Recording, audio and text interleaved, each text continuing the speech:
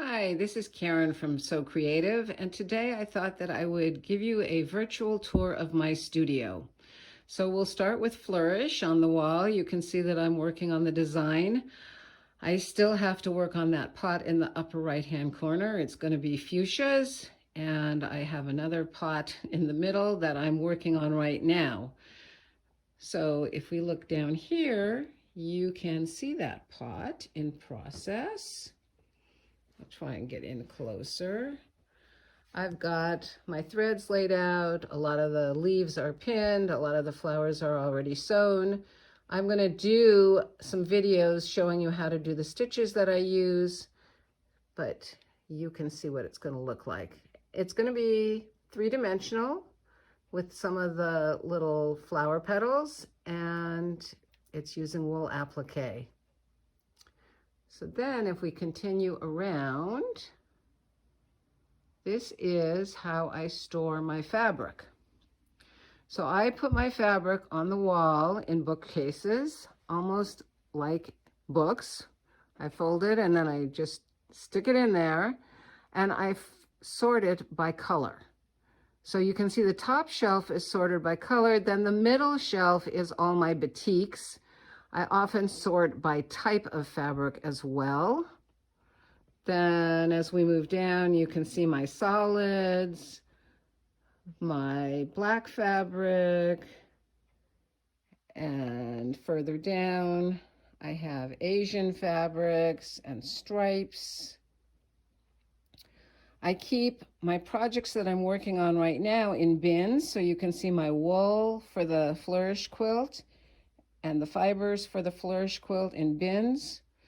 Here's more packs of fabric that I want to do something with one of these days, and now I may have the perfect opportunity.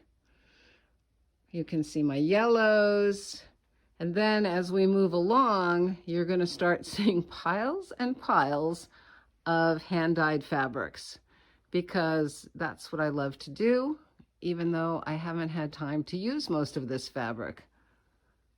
It's the sort of thing that I do in the summertime when it's nice and warm and I can do it outside. But sadly, I'm mostly making samples for the store, so I don't have much time to use those fabrics. One of these days. And as we keep moving along, you can see my wonderful watchdog here taking his daily nap. He likes to hang out in the studio with me. This is a second design wall that is not in use right now because I'm too busy working on Flourish. And as we continue on, I store a lot of my rulers, the ones that I use most often, in this container on the top. And I've started putting my floss and my pearl cotton into little baskets that I get at the dollar store by color family, because that way I can find them really easily.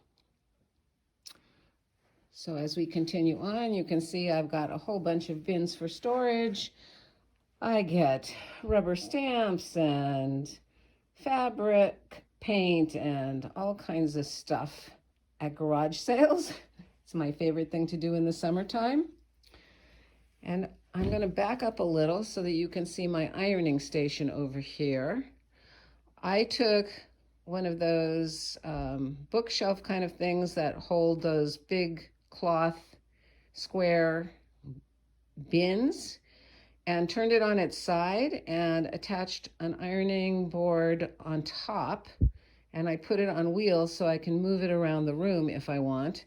At this point it's full of books and magazines, so it's pretty heavy to move. But you can see that I have my wool mat on top, ready to go. I love the wool mats. This is my other ironing station that I would say I use more often because it's counter height. And so it's much easier for me to work and not have such a sore back if I'm working at a counter. So think about that when you're ironing. Then as we continue around, I've got more bins that are full of ribbon and yarns. I like to make art quilts, so I love different fibers, different beads. I am a collector of all of that kind of stuff. and I get a lot of it at yard sales. So over here is some of my batting, a lot of the books. I like to use these sweater boxes for storing things like half square triangle paper and velvets and more hand-dyed fabric. These little boxes are full of thread. I scored this cabinet that's really meant for nails and screws and stuff like that from the hardware store. I scored it at a yard sale. Somebody had spent a lot of time numbering all the little drawers and putting all the floss inside, and I wasn't going to pass that one up. So then as we continue around, this is my sewing area, my table, and my sewing machine. We'll walk this way. So I do have the ability to sink my machine into the table, but I brought home one of these tables from the store that we sell, and I love it for my sewing machine. I don't do that much free motion quilting anymore. I can do it using this table if I have a small project, but otherwise it's really nice to be able to piece my quilts and have a higher table so I'm not leaning over. And as we continue around, you can see all my hoops hanging and more templates. And over here you can see a little basket full of fabrics. When I can't figure out what the heck I want to do, I just cut fabric. So I have a bag full of scraps, and I cut it into squares and rectangles that I can use to make 9 patches. It's sort of Bonnie Hunter's idea of leaders and enders, and I will talk to you about that in a future video, but I love doing them. And this is my collection of binding strips. I never want to run out of binding when I am binding a quilt, so I usually end up with 1 strip extra, and I just started winding them around, and now it's quite a large pizza, and I don't know what to do with it. So if anybody has great ideas of what to use binding strips for, let me know. I have my threads hanging here, although I also have threads in drawers because I just have too many.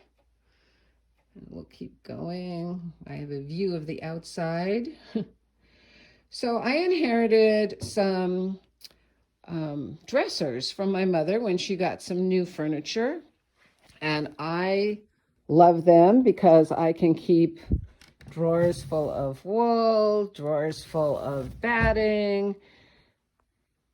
It's a great place to store my art quilts, my little ones. Here's an art quilt for you to look at.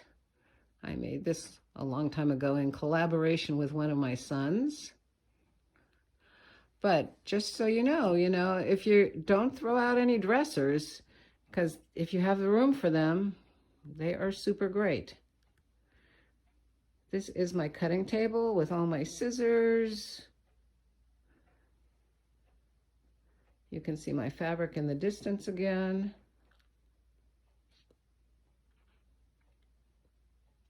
So you can see how big my design wall is. It's pretty good size. I can probably fit a queen size quilt on this wall. And I wanted to end not with the sleeping dog, but with this art quilt that I made when I turned 50. It's an art quilt that shows the phoenix rising out of the ashes. And it's very dimensional and it doesn't travel well, so it really has never been displayed, but I thought you might enjoy seeing it. And I just want to remind you that even though we're in difficult times right now, this too shall pass. We will rise up out of the ashes, and in the meantime, we can make lots of quilts.